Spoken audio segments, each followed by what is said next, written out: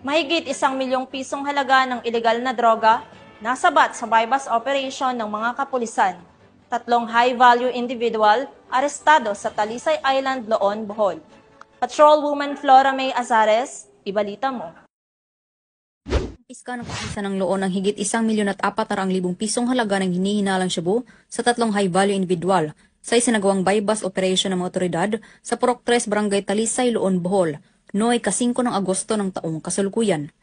Kinilala ni Police Captain Thomas Zenchong, Chief of Police ng Loon Municipal Police Station, Bohol Police Provincial Office, ang mga HBA na suspect na sina Mark, 45 anyos, Romel, 42 anyos, at Mia, 32 anyos, na pawang mga residente ng Barangay Talisay, Cabilao Island, Loon, Bohol.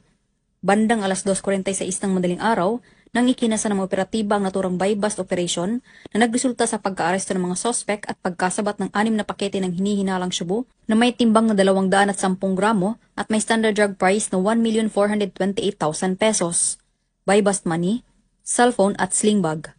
Kasalukuyang nasa kustodiya ng Loon Municipal Police Station ang mga sospek at mahaharap sa kasong paglabag sa RA 9165 o Comprehensive Dangerous Drugs Act of 2002. Ipinapaalala ko rin na ang paggamit sa ipinagbabawal na droga ay isa ring maituturing na sakit o salot sa ating buhay sapagkat malaki ang masamang maidudulot nito sa ating kaisipan, kalusugan at pag-uugali, pati na rin ang ating relasyon sa ating mga pamilya, kapitbahay at mga kaibigan.